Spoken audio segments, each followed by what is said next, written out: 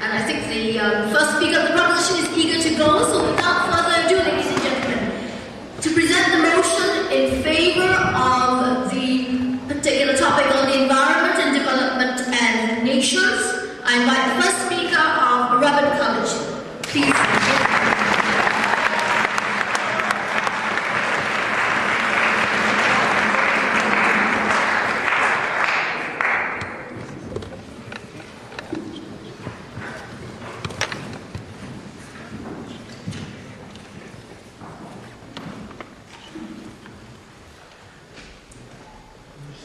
The Earth could warm another 11 if you fail to slow down climate change. Consequently, millions of people will be homeless because of rising sea levels. 250 million people will be exposed to lack of drinking water. Therefore, as team proposition, we see climate change as a serious threat to our world. We believe that every country should take measures to combat climate change, but we are doing what we can do today to prevent developing countries to become new polluters, because the Earth cannot sustain another China. And in addition, our aim is not completely anti-climate change. We recommend that this shouldn't be the only solution, but one of them. But before that, let me start with answering the question, what is necessary in developing world. Developing countries accounted for 60% of all carbon emissions in 2011. And this huge percent that we have to consider. And in 1990, developing countries only accounted for 35% of all carbon emissions. This shows that this is increasing hugely, ladies and gentlemen. Even if these countries do not have a significant amount of impact on climate change currently, they will have a huge harm on the future. Therefore, we have to stop them before they have been like China, before they have been unstoppable. Therefore, it is all the time to start with this. And secondly, it is easier to start with somewhere that we can easily control, such as these developing countries, which are economically dependent on us. After they have been developed, they will not accept this, because we will lose our leverage on them. Therefore, it is the only time. And thirdly, also, it is easier to construct environmentally friendly infrastructure in industry before they have been developed. Less likely to destroy their dirty factories in the future when they are already generating income. And to solve this problem, we believe that we have two burdens today. We have to prove to you that is it justifiable to put restrictions on developmental aid and will it minimally further our fight against climate change. But before giving my model, I have to clarify something. We see demonstrable commitment as combating climate change by decreasing carbon emissions. And we define developmental aid as non-emergency aid given by other governments and other agencies to support development of developing countries. Lastly, we see preconditions as accepting to decrease the carbon emissions to a reasonable level. And what we understand from this phrase corresponds to this model. As a country, as a developed country, we will give developmental aid to these countries which accept our preconditions, as I emphasized. Therefore, these countries will have resources to cover the cost. And also, we are okay with giving some extra developmental aid to these nations if the donor can afford it. And to explain our model, I will answer to this question in my argument. First, why this model will change the incentives to combat climate change, and secondly, will it be legitimate? And my second speaker will tell you how we also help developing countries in the long run. Start with first argument. We believe that developing countries will accept our preconditions because of important ratio of developmental aid in their GDP and detrimental diplomatic consequences of refusing developmental aid. In the status quo, these countries have no incentive to combat climate change. But they do not have any short-term benefit to their politicians just look for the short-term benefits. Consequently, we don't see any positive change in the status quo, even though we need it immediately because time is running. However, we claim that our model will achieve this under 2 points. We can see first, we can see that developmental aid occupy an important ratio of GDP in most of the developing countries. There are 91 countries which have developmental aid about 1%. This includes countries such as Ukraine, Indonesia, and Poland. Even this 1% is billions of dollars, ladies and gentlemen. This huge numbers create a great incentive for these developing countries to change the incentive to combat climate change. And secondly, even if they do compensate the economic harm by refusing, there will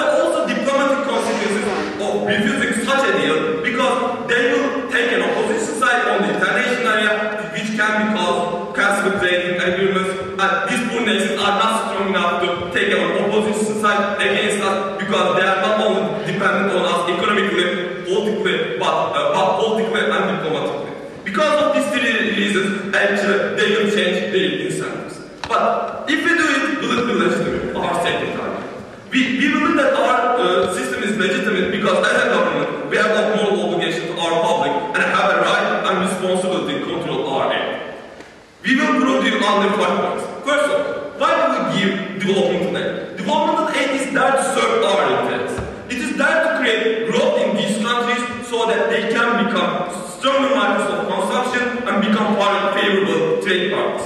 Because this nation will develop and become our trade partners. That's why we choose which country to have how much time. No single developed countries have everything. Yes? You're giving the development aid because you recognize your historical responsibility. No, I will explain that in my other points. And no single developed countries give aid to everyone. More specific of all, we do not give such an aid to violent dictatorships like Zimbabwe or in North Korea. As giving aid, these countries do not serve our interests. We have the right to choose where to help. And secondly, why do we have to take our interests into consideration when giving this aid? Because this money comes from taxpayers' money, ladies and gentlemen, and we have a moral obligation to our public. Because they want to live in a healthier society, they want to live in the green world. And to continue to give aid, we have to get the acceptance of our citizens. The money we give these people, like any other way we spend, has to return them. But third point, in this case, what we do is even worse. It's not just wasteful, but harmful for our citizens. Today, we are doing the construction of those factories in the end will hold our air,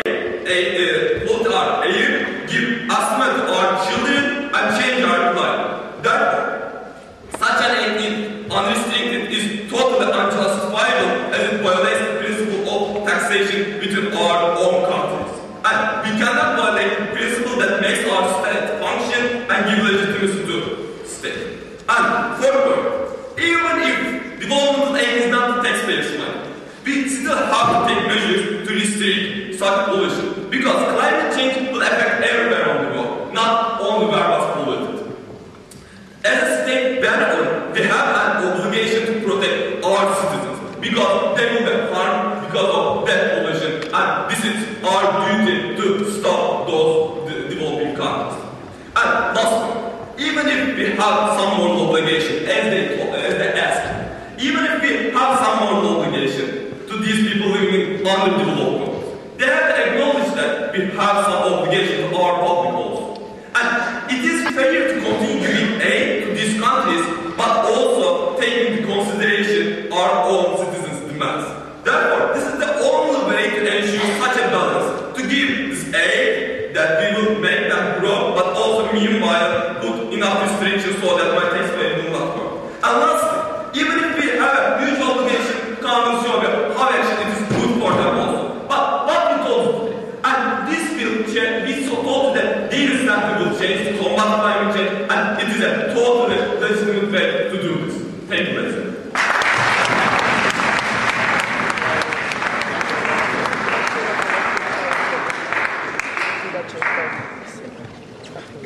Thank you very much to the first speaker from the proposition. It's my pleasure now to ask the first speaker from the opposition to offer an initial response. Here we are.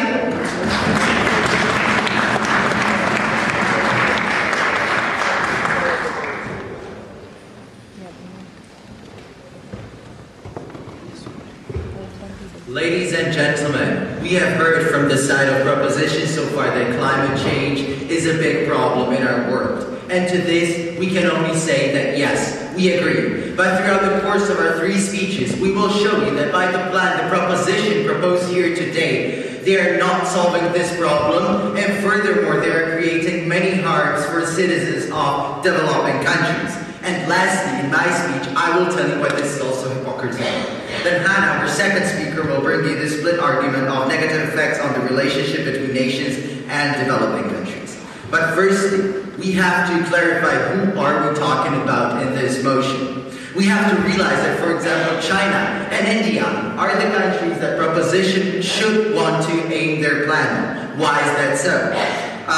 They account for the most pollution, emitting the most emissions from the developing countries. And furthermore, they receive approximately $2.5 billion in development aid in case of China. Now, therefore, because they are the biggest polluters, if we are not talking about China and only about people like Zimbabwe, then team proposition is not solving any problems. Not at all. So, moving on to my first point, why they're not dealing with their main problems. So, as I already told you, India, China, and Brazil are the countries we should want to focus on because they account for the 83% rise of pollution in the last 3 years. So, these are the countries that need to be addressed. They receive, however, a small amount of development aid, which is not sufficient to compensate for their economic losses, should they adopt the plan the proposition is proposing here today. China receives the 2.5 billion I already told you about, but that accounts for only approximately 0.5016% of their annual GDP. And therefore, these incentives they were talking about, those financial motivations, do not apply to the cases of these big countries which have big budgets, and the development aid is not a motivation big enough for them to adopt the policies they are proposing. So in these cases, they will not solve anything. Why are these countries reluctant to adopting these measures? So, as they said, they would want them to adopt like emissional quotas to promote clean energy, filters, rebuilding factories, and etc. These ecological measures are all expensive. This has to be realized. For instance, the United States refused to sign the Kyoto Protocols just because they estimated that a decrease of 7% in their emission would be too expensive. So therefore, we may see that these countries truly have to give out a lot of money in order to do what they want them to do. Now, if they did this, what would happen is that foreign investors and the investors that are currently present in the country would not be persuaded to come to the country, or they would leave the country. Why would that happen? If we had, for instance, China to be more ecological, that means ecological factories, that means ecological power plants, that means these measures cost money. And if they cost money, and if the energy in China would be more expensive, if the production would be more expensive, that means the firms, the companies would move somewhere else, where this would be cheaper. And of course, China and other countries like Brazil know this, and therefore, they will never adopt such measures.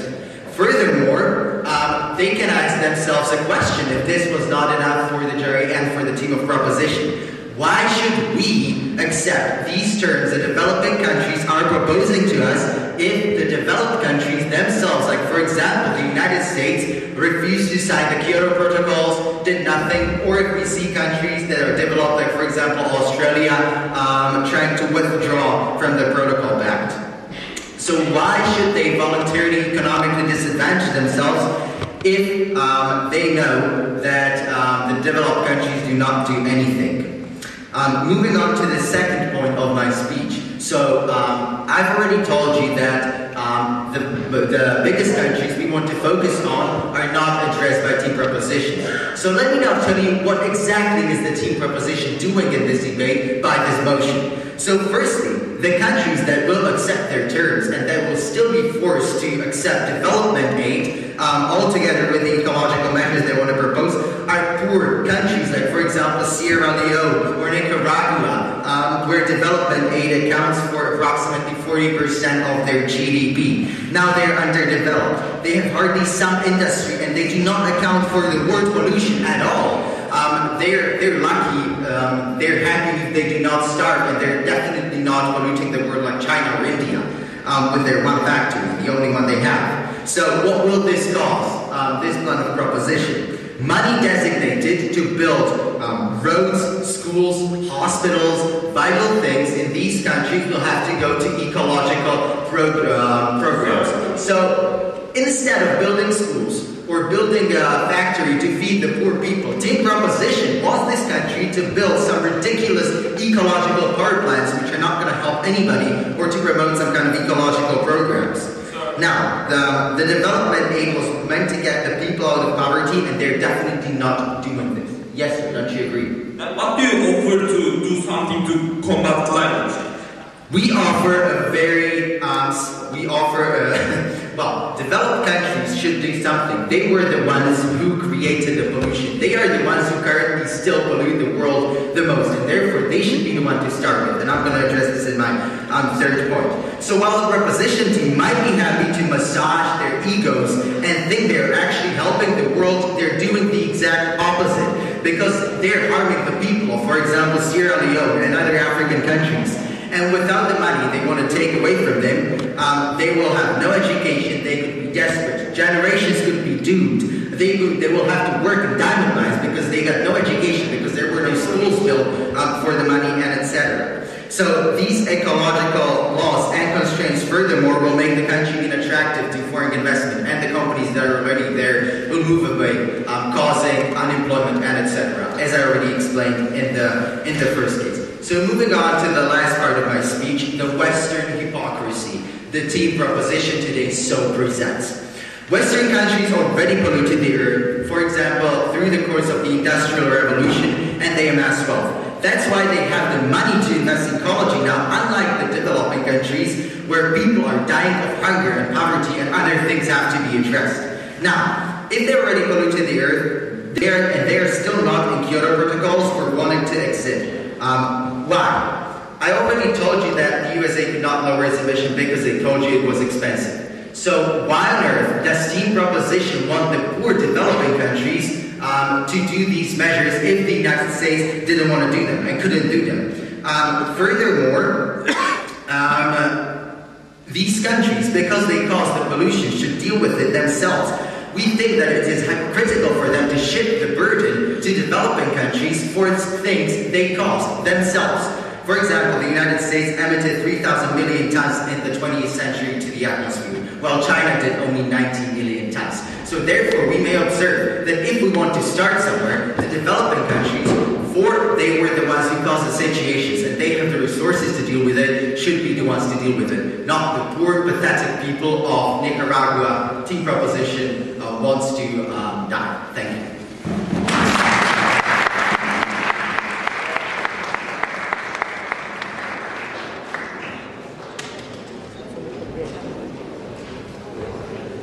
Thank you very much to the gentleman, and I now invite the second speaker of the proposition to continue the argumentation.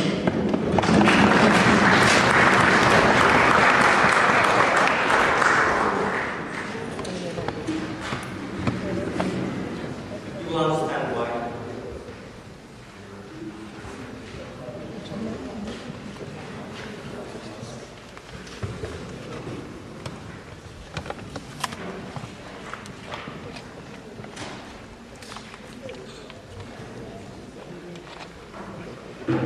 Ladies and gentlemen, today, what they call hypocrisy is today what we call the duty of our state. We treat our citizens differently than we treat the citizens of foreign nations, ladies and gentlemen. I got to have a visa entry. That's not called hypocrisy, ladies and gentlemen. That's what states do. States have to treat their taxpayers differently than citizens of Sierra Leone. And that was why we said we can put limitations of developmental aid. And they failed to even analyze. They failed even to touch, ladies and gentlemen, 6 minutes of arguments that Boris Johnson gave you today. So today, we want the second speaker to at least try to do it. So first of all, let's today look at how our burdens stood. Will this help our fight against climate change and its addition to the condition?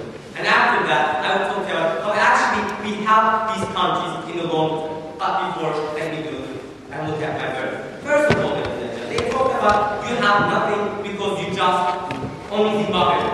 Okay. The thing is that they only categorize this world into states. They say only China and Zimbabwe. We recognize China might reject our ladies and gentlemen, but there are 52 countries in Africa. We believe, ladies and gentlemen, most of them do accept it. There are countries like Nigeria, we told you, countries like Indonesia, that are developing, ladies and gentlemen, that are on the way of becoming next China or 50 years later, but there's nothing that we can do when they become China. They are not addressing the Chinese problem, ladies and gentlemen. They have to recognize it. Even stops carbon emissions, what about China? What if Indonesia becomes another China with its dirty pollution? They do not address it. But we celebrate, ladies and gentlemen, at least what we do is we slow climate change. We decrease carbon emission in 52 African countries. We believe that's at least giving us 20 more years. And we said that was our burden to show you that at least we are minimally improving. And they are saying, let USA do this. But they are never proving today that USA do this in that. But I will show you, ladies and gentlemen, why actually this hypocrisy will, in the end, the hypocrisy they are talking about, will in the end put USA and West in a position to do, ladies and gentlemen, more about environment. First of all, because 8 Western countries that accept this will say to them that, look, you put a condition on me, you have to do the same. We believe that the international community will say the same to the USA. But more importantly, ladies and gentlemen, there are own media in the United States. Our own environmentalists will say that, okay, we have done something good by restricting carbon emissions in this state. Why? Because they are no longer polluting our air. Thank you. But why are we polluting our own air? That will be their point, ladies and gentlemen. And when we are doing this, our people will accept the same from American companies, which we believe is much better. But in their case, ladies and gentlemen, they don't show why rejecting this deal will put more pressure on the United States. And even if it's not true, ladies and gentlemen, we're already proving you that we are doing what we can and at least decreasing carbon emissions in some part of the world when the southern position is doing nothing to do that. And they're saying, as China and India, ladies and gentlemen, and we are saying that also there's some diplomatic consequence which they didn't say, ladies and gentlemen. It's not okay for countries to reject deals from the United States or, ladies and gentlemen, Europe, because these have diplomatic relations. Once you reject a deal from them, ladies and gentlemen, you risk making them, ladies and gentlemen, more of an enemy. You create hostile reaction, which we believe these countries will not face. So their calculation will not be only purely economic. So building how, ladies and gentlemen, the fight against climate change, we do that. And secondly, ladies and gentlemen, is legitimate to put a condition. They said we just shift the burden, but we said, ladies and gentlemen, if you are polluting the air today, the burden is on you too. Perhaps in the past we have done mistakes, we are paying for it, ladies and gentlemen, but they should pay for the things that they do not. And the United States has no one paying the money for it to join the Kyoto Protocol, but we are paying for them, ladies and gentlemen. We are giving that developmental aid. They can use 5 to 10% of the developmental aid. They don't have to close all their schools. They will not start because we're already giving them the food. So, ladies and gentlemen, the side that showed us, oh, they will always remain poor, they will never grow. That's not true. We are still giving them aid. We are just making them to do some reasonable, things to combat. We are not saying that close all your factories, please. And lastly, they talk about colonialism for a brief moment. We say that United States, Germany and Japan, is little of that, so we don't see any reason why colonialism is effective for these countries. They have to prove that in their other speeches, perhaps. So now let me come to my argument. How actually we save these countries in the long term from a worse harm. Now, as side proposition today, we recognize, ladies and gentlemen, 2 characteristics of industries of such countries. Ladies and gentlemen, how they grow. First of all, they grow in a very dirty way. Secondly, they grow in a very aggressive way. What I mean by dirty, ladies and gentlemen, they do not care about the environment even a little. So that means that, ladies and gentlemen, they maximize their carbon emission when they need not to do that. They put no filters in their factories, ladies and gentlemen. They do not care about any water treatment at all. So what happens, ladies and gentlemen, it affects these countries versus locally. As rates go up in these countries. Lung cancer rates go up as well, ladies and gentlemen. Air quality comes up unbearably bad way. China, ladies and gentlemen, has the highest asthma rate per person in the world, ladies and gentlemen. They had in top 10 in lung cancer, and 2008 Olympics even was cancelled because air quality was deemed insufficient. We believe, ladies and gentlemen, that India and Nigeria will get worse air qualities in the future. That means that they will trade countries for themselves. This is almost unbearable to them. We don't want to damage our citizens in this way. Yes. But you're not doing anything with the fact that China will simply not enter your program, so the Nigerian people will still suffer because of the huge emissions. Okay, the thing is that don't solve China. I'm just saying to you, okay, China didn't enter, but there's 50 countries entered my deal. That means that I decreased carbon emissions in 50 countries. You did not. Please tell me how we are going to have China in this match, or that leave it out of this match if you cannot find condition yourself too. Second, ladies and gentlemen, they have aggressive growth. So, ladies and gentlemen, that means that they overuse their resources, ladies and gentlemen. They do not respect their sustainability of their resources. And what happens, we have seen this impact in Brazil, ladies and gentlemen. One of the most fertile lands in Brazil, ladies and gentlemen, some of them are unusable today. Why? Because they didn't care about the environment. And we say these countries will face the same future. Their irrigation lands will become not suitable for agriculture, ladies and gentlemen. And we will see famines much worse 50 years later from now on because they haven't. And why, ladies and gentlemen, they cannot care about this if you don't put outside pressure is basically simple. Because the countries, ladies and gentlemen, leaders of these countries can only think in short term. Their people cannot think 50 years from now on because they are not so educated, they don't have this ecological consciousness. So, ladies and gentlemen, these leaders, our only choice is to do dirty and aggressive growth and give growth very fast in the short term. But we say, ladies and gentlemen, 50 years from now on, they won't have a land to live on. They won't have an air to be breathing. And this we believe is, ladies and gentlemen, fatal for these countries. So we say, ladies and gentlemen, that we should not give these leaders an excuse to actually slow down their growth and make it a sustainable one, an ecological one, so that they have land to grow in 50 years from now on. So in long term, ladies and gentlemen, we do not only help the world, we help the third world to be safe to Africa, ladies and gentlemen, from being a desert place. For that reason, because we help the world, we are proud to be inside the proposition.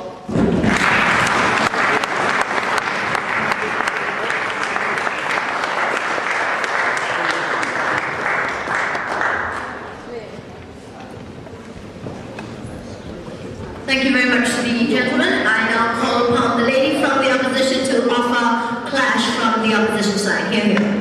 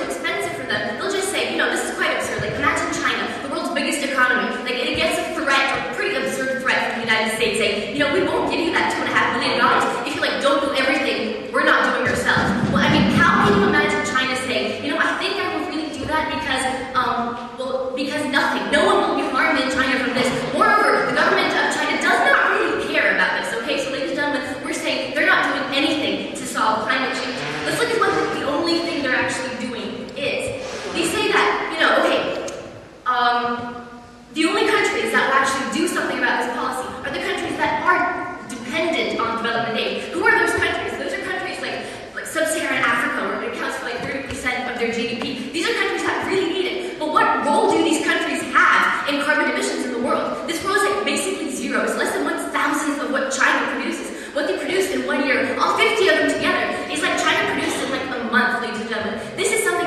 so, like, nothing, basically, in fighting climate change that we believe it is absolutely bad. But even if it wasn't, what are they doing to these countries? What are they doing to these countries who need this development, ladies and gentlemen? They're really harming them. They're really harming their citizens. Because the only countries who will do this are the weak economies, the countries that actually need to develop, the countries that are underdeveloped, the countries in which people don't have jobs, in which the children and people are starving, don't go to school.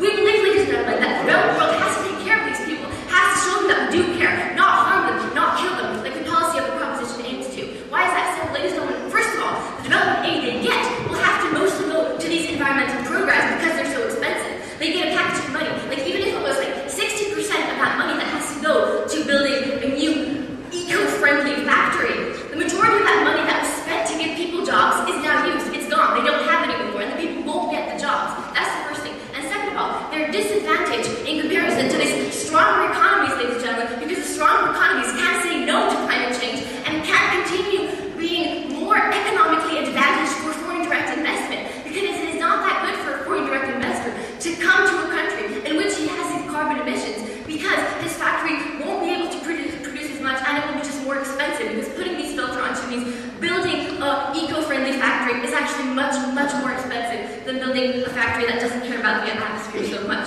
So what we're saying, ladies and gentlemen, these people are harmed. These people, in the end, are actually killed. We believe the proposition needs to deal with this fact, because they're completely ignored it on both speeches so far. Okay, moving on to, like, what are we going to do if we don't do this? Okay, first of all, that is the burden of the proposition, okay? They're not going to say, what are you going to do about this problem? But even if it was, we're saying we have to do something else. We have to get the United States, we have to get Japan, we have to get other countries that are actually responsible for doing something to do something against climate change. What we're seeing today is that countries actually leave this Kyoto Protocol, as I've explained to you. What they said is that, you know, China will agree and then the United States will do something. Oh yeah, right. Okay, first of all, we already explained that China will not come. So this first step of this great analysis does not happen. But second of all, ladies and gentlemen, it is not like the consequences of it supposed to happen. It is the other way around, as we explained with Western hypocrisy. It is actually the responsibility of developed countries to do something. They're the one that started it. They're the one that, because they had industrialization in the past, are so well off in the first place today. Okay, like, let's compare like Indonesia or India, or sorry, Indonesia, a country that is not that well off, a lot of poor people with like Japan. Why should the person in Indonesia lose his job to combat climate change so that the person in Japan doesn't have to do as much and can get to work faster because he buys a new car, ladies and gentlemen? We see great inequality in this world, and we believe the developed world, the developed countries that have the resources partly because they industrialized in the past, to do something about climate change. It is not the responsibility of these countries that are struggling to build their own economies that they, will completely stop developing because we won't be giving them development aid. To where should we go? Yes, sir. Why should Slovakia give more money to these countries in the first place? Okay, fine. If we want to talk about that, we believe, ladies and gentlemen, that countries that are more developed do have a more responsibility to give something to developing countries. If you don't agree with us, fine. But what we're saying is, you probably do agree with us that if the people of Slovakia are indirectly killing the people in India, then that is wrong. Okay, because we believe that there's this great value of human life, right? We don't want people around the world to die. If you don't agree with that, then I'll be really glad to hear an analysis on that point from your side. Okay. Then we have heard like a small case shift from your second speaker. Because the first speaker said, we want these people to cut emissions. We want them to have factories that produce less. We already explained that this is something that is really, really expensive. Moreover, in these countries that don't really produce anything and won't do anything. Then the second speaker said, it doesn't have to be expensive stuff. It's like you put like one filter on the chimney of the factory. Or like you include it in your campaigns and policies and make people do like better stuff. Well, okay, that is already happening in the world. That is already happening. We have these great international organizations like the Green Climate Fund or the Clean and Developing Mechanisms that go to these countries and that put the filters on their chimneys that externally help them. It's not that much, but that's what they're saying, right? They don't have to do that much. Okay, we're already doing that. Great. Done. Let's move on to a different issue in our world. Okay, so moving on to my split argument about how this will harm the relations between these countries. So what we believe, ladies and gentlemen, that the countries will perceive this as a threat, as something really not fair for the developed world, to reach their sovereignty, to say, you have to use this money to do something else. Even if it isn't to reach their sovereignty, they will look at it as something like that. And then they will perceive like the whole UN as someone who is against them, who wants to harm them, because that's what they're doing, right? They're harming them. And as a result of that, they will isolate from them, they won't really listen to them. And in the future, whenever the UN or developed countries want to go to any goals with them, whether it's things like, I don't know, women's rights or whatever, they won't be able to have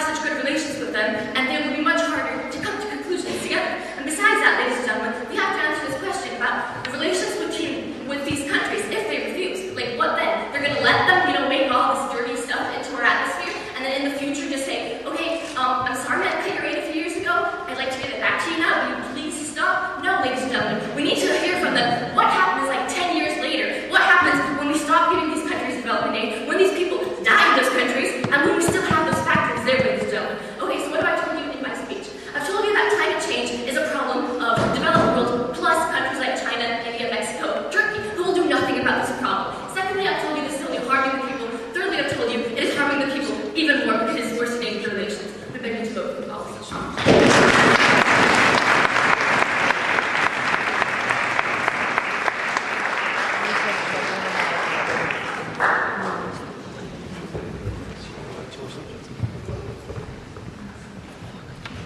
Thank you very much, and now I invite the final substantive speaker from the proposition to offer final analysis. Here.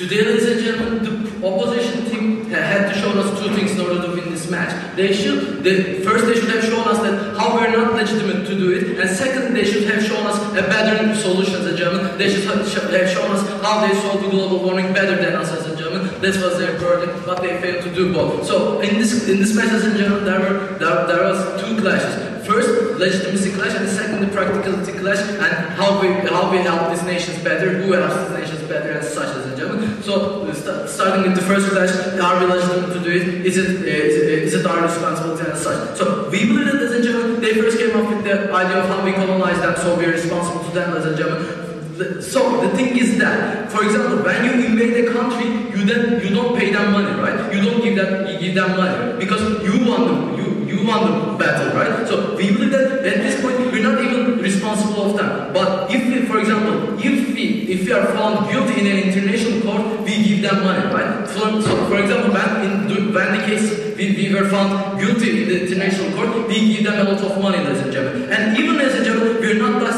that selfish. We help them a lot. We're not that selfish like the opposition team says, ladies and gentlemen, because we are continuously giving them humanitarian aid, right? We're giving them food. If they don't have meaningful lives, if they're not living dignified enough, ladies and gentlemen, we give them money as humanitarian aid, and we help them to have food and shelter, public housing and such, ladies and gentlemen. But today, the thing that the opposition team doesn't understand that we are talking about development aid, which is something we do to benefit us, ladies and gentlemen. The reason that we give development aid to these countries is that if we believe that if they grow, if they develop, ladies and gentlemen, they will also benefit us. They will trade with us. We will have a better trade relationship with countries, ladies and gentlemen. That's why we give development aid. We're not giving development aid for other reasons. That is the reason that we're not giving development aid to North Korea. This is the reason that we're not giving development aid to dictatorships, ladies and gentlemen. Because if we give them this aid, then they're going to harm us.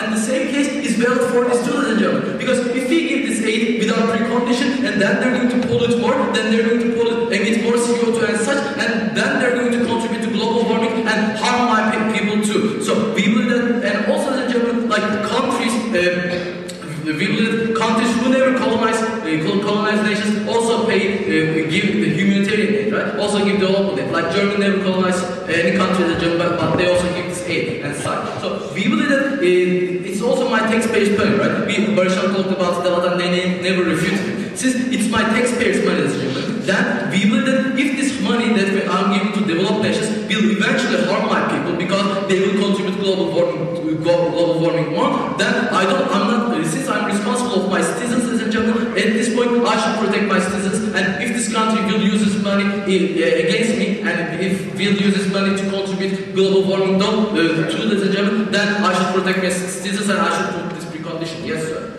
So why are you not protecting your citizens now? How can you be so rigid to shit? Okay, I'm going to tell you later, but ladies and gentlemen, we are doing everything that we can in order to even the communist China that they should not pollute that much, ladies and gentlemen. But today you should propose something. What should we do in communist China to pollute less, ladies and gentlemen? We believe that we don't have a lot of things to do to communist China because we don't have that much leverage against China, ladies and gentlemen. That is the reason that we should now focus on these developing nations. And since, ladies and gentlemen, we should also talk about that, ladies and gentlemen, even if it's not my taxpayers' money, I'm still legitimate to put this precondition. Why? Because these developing nations actually harming everybody, are actually harming my citizens, are actually harming other countries, and are actually harming their own citizens in the long run with the leisure impact and with the global warming regime. That's why we're legitimate to put this precondition. So moving on to the next slide,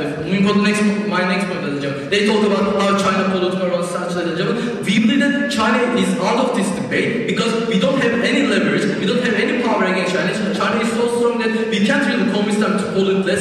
So we should focus more on Malaysia, Taiwan, who also pollute a lot, who also emit a lot, and who actually create the 60% of the whole world's emissions. So as I told you, we are also okay with forcing USA, forcing China to care more about green energy.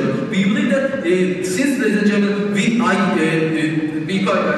and even this is we believe that these nations will accept this deal. Why? Because we believe that China, Taiwan, and Malaysia will not want to lose the 1% of their income, because this development aid creates the 1% of their income, because they cannot compensate it in any way. This is millions of dollars, and even if they can compensate it, they will face some very bad consequences. Right? They will face diplomatic consequences. So they will be telling Western countries that I'm against your values, I will be in opposition to you, and we will at this point, these developing nations will be afraid of the consequences that they will be facing in trade relationships, in international relationships, and such. So they will never dare to do it. And also, we lack an alternative from team opposition, because we are actually caring for future. We have shown you that China doubled its carbon CO2 emission in 20 years, right? So these developing nations may be China's in the future too. Malaysia can be a China in the future too. And no matter how we restrict ourselves, no matter how much developed nations restrict themselves, even we stop global warming, then Taiwan, Malaysia will create their own global warming in 20 years, ladies and gentlemen. And we will that's something we're trying to prevent today, and that's something opposition fails to prevent, ladies and gentlemen. We are showing you an alternative, and we have shown you that even if Uganda accepts this, it's good for them. Even if this Uganda who doesn't emit a lot of CO2, even if they accept, it's good for them, because they will have less regional impact, and they will be safe in the future too, ladies and gentlemen. So dealing with the last point of hypocrisy and such, ladies and gentlemen, we believe that yes, we created global warming. Yes, we know that, ladies and gentlemen. And for example, in 19th century, but we were not aware of what we were doing, right? We didn't know what global warming was when we started emitting a lot of CO2. So we regret this decision, ladies and gentlemen. We regret that we created global warming. And we also regret the fact that in the past, there was nobody to prevent us from creating global warming, right? But in the past, nobody stand and told us that you should not do this, and you're going to face a lot of very bad consequences in the future. Nobody told us as a job. But today, we are telling this to developing nations. We are telling them that, and we are actually preventing them from regretting the things in the future as a job. We are actually making the future safer. And also, even though I'm still harming, polluting the environment as a job, that doesn't justify the fact that they're also polluting the environment, and they should also do it as a job. They're still not justified to pollute the environment, since it's also affecting my citizens and such as a German. And if I have the power, I can put this precondition. And also told you that as a German, this will be even beneficial for developing nations like Uganda, because as a German, for example, a farmer in Uganda will not face regional impact if we put this precondition. We believe that in your system, this farmer in Uganda will face very bad consequences in future because his field will not be very good in the future, and there will be also global warming which is threatening to. So we believe that since we are legitimate to it, and since we are proposing a better solution, we are opposed to propose.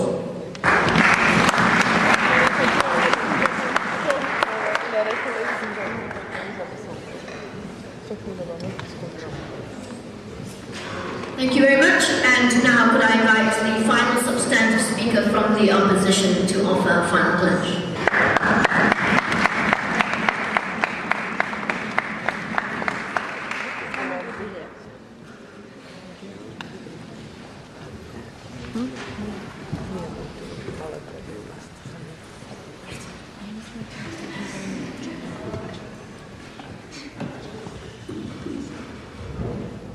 Ladies and gentlemen, the team of opposition in this debate decided not to provide a counterplan because of a simple reason. And it is that even status quo is much better than the plan that the team of opposition is proposing, because we directly show to you how their plan is going to kill people in developing countries, and it's something that should never happen.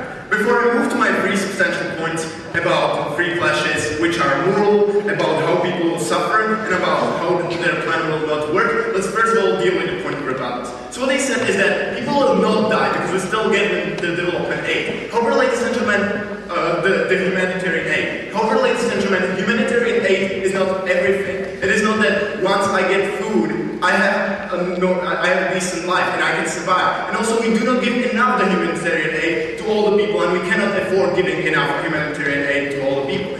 On the other hand, what is the development aid, and what does the development aid mean? Is that, for example, we build a school so these people can educate, so they can get a job later on, and they can do something, and they can make on their own living, and we do not just have to give them food into their mouth. No, thank you. They can, for example, learn about HIV, and then they will not die when they will be 50 because of unprotected sex. No, thank you. No, thank you. And then furthermore, what are we doing is that we are building hospitals, so these people, when something happens to them, they can go to these hospitals, and they do not die on the street. Or, for example, we build roads so they can get to these hospitals in the first place. They have to explain to us how this is not directly influencing lives of people, and how this is not saving lives of people. No, thank you.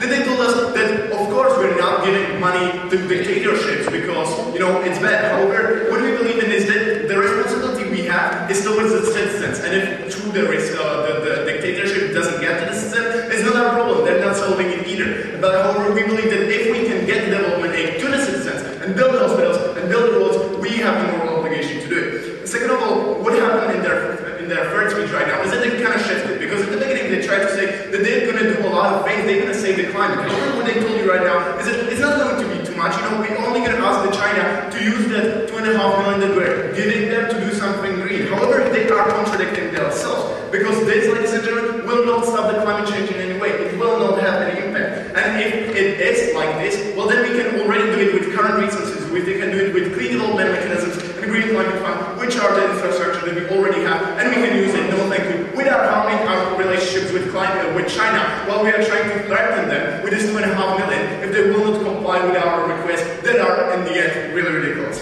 So, okay. Lastly, they talk about, okay, before that. Why your clean changes don't kill those people if they take those builders again? Because it's about Kyoto Protocol, it's about how Germany implements, instead of doing measures in their country, they do it in China to get the protocols. You should have read about it, you would know, you don't have to ask me now. Okay, so now let's talk about morals. So we believe that what they told us is that there is a moral obligation towards your own citizens, and that is the primary responsibility of the country. So we believe that if this is true, then the first thing that the USA should start doing is that they should start doing something about climate, if the climate really matters as much as they try to tell us. However, what we think is that the moral responsibility is not that simple. And we believe that the developed countries have to take responsibility for the 200 years of responsibility of dirty development, because right now, they, unlike the developing countries, have the means, because they already developed, and they can afford the change, unlike the developing countries. So, however, we believe that this is not exactly true, and neither the world thinks that this is true. And that's why we have the United Nations, that's why we have the Millennium Development Goals, because we do recognize somehow some responsibility towards other people.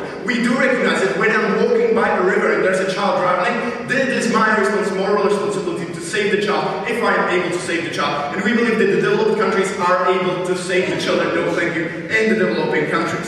So what is really important is that what they are trying to do is that they are trying to throw the burden on developing countries. So instead of the person in Japan that can take shorter showers and buy a Prius and walk to his work instead of going there, no thank you. They are asking the 456 million people in India under the 125 poverty line to do what? To stop working? No thank you.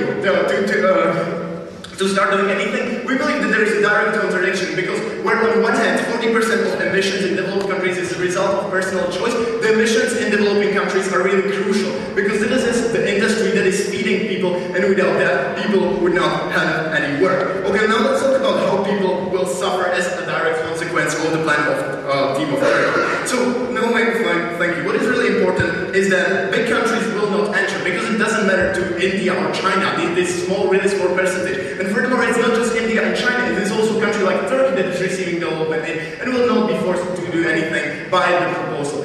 Furthermore, it is Iran, Pakistan, all these countries that do actually matter will not enter because cutting their emissions is indeed expensive if you want to develop. And on the other hand, they are asking countries, what was their proposal is that at least the small countries, they will do something and it will matter. However, it is even ridiculous to ask these countries to cut their emissions because they do not have any. Like the Nigeria that did not develop their industry already, they are unable to cut their emissions because they already do not have any. And if we are asking them to just build this wind, no thank you, electricity power plant, we believe that this is ridiculous because what happens is that this is going to stop the foreign direct investment because nobody will want to go to this country if they can go to India and China and have much cheaper labor force. So as a consequence of this, people will die in the very end. And furthermore, the other thing that they are doing is that they are cutting any further prospects for any development because they are harming their relationships with these countries. Because even if they manage to force these countries to do something, these countries are going to, as Hannah already told you, perceive this as a values of imperialism. They will not be able to comply with this request. And as soon as they will develop, then they will become another China if they will develop in the first place, because we're already claiming that they will not develop because the conditions that they will be enforcing on them will stop any further developments because all the investors will rather choose to go to China and India where they will be able to produce things much more. So we believe that this is a huge moral hypocrisy to ask these countries that are much worse off to do all the things instead of US and big countries that can actually afford these countries. And what they told us is that, but what is the alternative? We believe that the alternative is USA and China sitting behind one table and making a deal. And the fact that they will make people suffer for it, that has nothing to do with it. Just because 5 more people in Nigeria will die, it will not change anything about China's opinion about this. China will be even more pissed off on the US that is trying to force them into these deals by trying to take away the development aid from them. So because of the reason that we showed you that, first of all, there is no moral responsibility. The plan of Team of Proposition is totally morally irresponsible, and these countries do not have the right because they have to take responsibility for all the harms they've done. Because we showed you that the plan of Team of Proposition is ineffective and will not actually even lead to any climate change, and because we showed you that people will directly suffer in these countries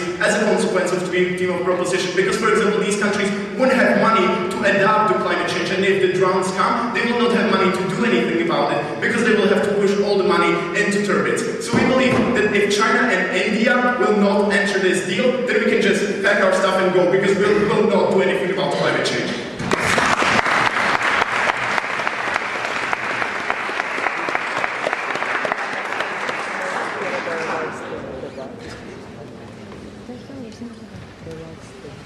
Thank you very much, and now it's my pleasure to invite the summative speaker from the opposition. Thank you.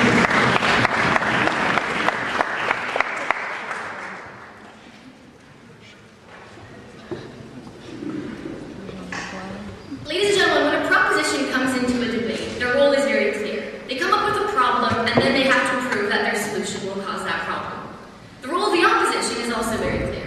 They have to show that the solution the proposition team will bring will not solve the problem, and that's about it. But let's look at who did their job and who did not do their job in this debate today. So we started with a problem. We said, climate change is something that is happening in the world. Global warming, rising sea levels. We said, yes, it is. We agreed on the problem. Then there was an addition to the problem saying, well, 60% of the emissions coming into the atmosphere and actually causing climate change are coming from developing countries. We said, yeah, okay. But then there came a problem of the proposition, because what they did not realize was that like 59.9% of that 60% was from countries like China, Brazil, India, Thailand, Mexico, Turkey. And all of these countries would not be willing to go through their policy. Why? Well, we said, ladies and gentlemen, that the solution they will bring, the solution through which they aim to threaten these countries, is absolutely ridiculous to the economies of these large countries. Why is that so? We brought you an analysis on 4 levels. Well, first we explained that this is something that is actually very expensive. And even if you don't believe us on that point, well, look at like the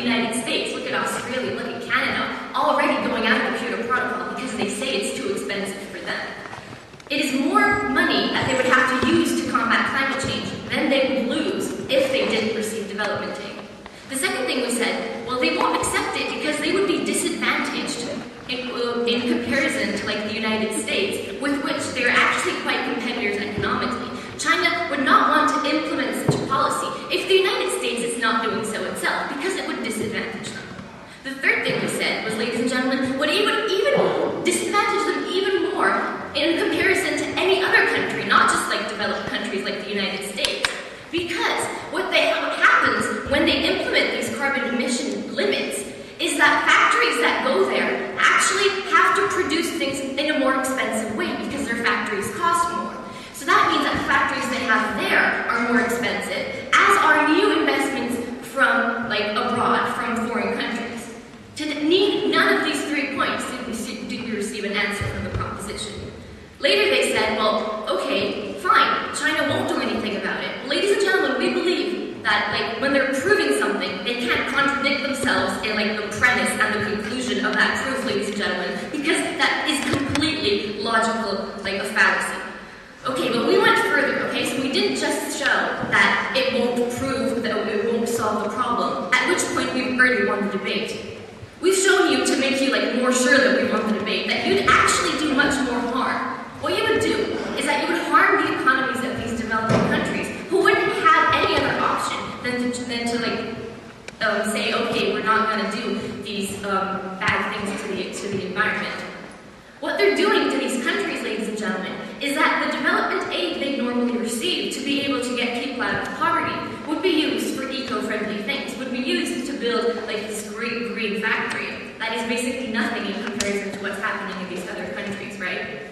But in these countries, though it is nothing in comparison to the global world, it is a lot because it means that the people in that country don't get the job. The children of that country aren't fed because their parents don't have money to feed them. The children in that country don't go to school. And ladies and gentlemen, again, we heard no response from the side of the proposition. They just said, well, you know, the people, we receive some aid, like that's enough, isn't it? Well, no, it isn't enough. The people are dying today already. Why don't we just, cut them off even more? That's what they're saying. We don't believe, ladies and gentlemen, that is like either moral or like the okay thing to say in the debate. So ladies and gentlemen, because we've shown that this basically has nothing to do with the problem and that it has further harms, we believe we just have to go for the opposition.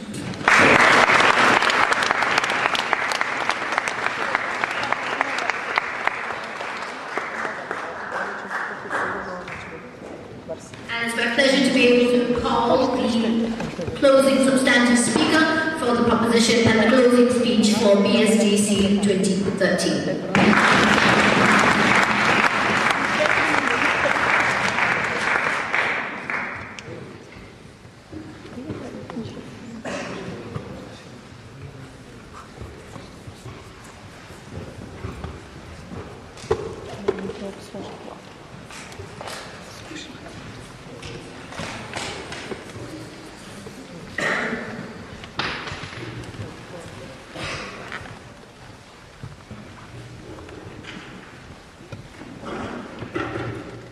Ladies and gentlemen, now, we told you today, so they gave a lot about Japanese taking single showers, so I addressed it.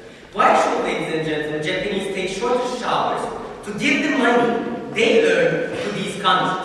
That wasn't never explained necessarily. Why Japanese are obligated?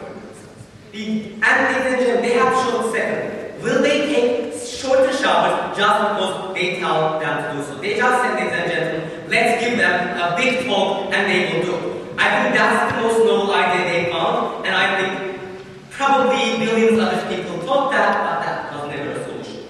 So, ladies and gentlemen, what was our purpose? First of all, we said, ladies and gentlemen, we'll just have our fight against climate change. We said if there's even minimal, we said, ladies and gentlemen, it should be one of the solutions. It doesn't have to be a single solution. We don't think that these countries can solve it alone, and they failed to ignore that this was our burden, not solving climate change as a whole. That was addressed by Borishan right at the beginning. And secondly, we told you, is it legitimate to put a condition? And they never actually doubted this point. They never said it's not legitimate. They just said you will kill them. But when you give them food, and ladies and gentlemen, when you give them clothes, and when you give them hospitals, why being jobless automatically kills you, we never got it. I don't know. And these gentlemen, they took a burden. They said you are making climate change. And that was never addressed when they even gave them as their own burden. So first of all, what is remote claim? Because they have a problem understanding this. First of all, ladies and gentlemen, so for schools and factories, it's not for food, it's not for health services, it's not for HIV education, it does deal with humanitarian issues. And nobody dies in this, ladies and gentlemen. We say this, and some people in these countries will get less education, they will have less jobs. But the almost the government gives that, that means they will have less education, they will have less jobs, because money goes out of somewhere. We told you. And we told you that why my citizens have an obligation to have less jobs. It's not in their interest. If these countries are using this money to hurt, they never answer. They never answer why these countries, ladies and gentlemen, has no obligation for their own people, can hurt their own people as they do. And we told you about the legitimacy of faith, and only if it returns to the taxpayer is it legitimate, and if they have to prove it. And ladies and gentlemen, what was our model? We told you about reasonable interest. So they expect us to say, when we put this motion, they have to spend all their vote on money on ecological equipment. That was the picture they showed. That was a faulty picture. We told you about like 5 to 10%. They don't have to close all the schools for that. They do not have zero for this. Their growth will decrease. Yes, it will, but it won't kill these countries, ladies and gentlemen. It makes this growth smaller. They won't be, ladies and gentlemen, as better in 5 years, but as better in 10 years. We don't think, ladies and gentlemen, that's a very big argument because of these countries. At least they haven't proven that. And secondly, ladies and gentlemen, there was an issue about which countries to accept. Now, ladies and gentlemen, we say about China, they won. It's out of the map, they still want to talk about it. We talked about Turkey and Mexico, why they were accepted because of diplomatic reasons. They never doubted. They have to deal with it. And we told you about Zimbabwe, they have 52 countries, it's not about 0.0001%. But even if it was, then it's good, because we minimally help fight the climate change. And ladies and gentlemen, we already told you that we have these countries in the long run too. That was my whole analysis. No answer for it in these points, because probably they haven't. And ladies and gentlemen, about hypocrisy. Now, first of all, ladies and gentlemen, I talked to you about if we do that, there will be additional pressure on the United States to do the same. They never doubt it. In their proposition, there is no additional burden, so they are not changing anything. And secondly, we told you how I can treat these countries differently than I do mine because of the difference of obligations I have. And lastly, ladies and gentlemen, just because I'm making a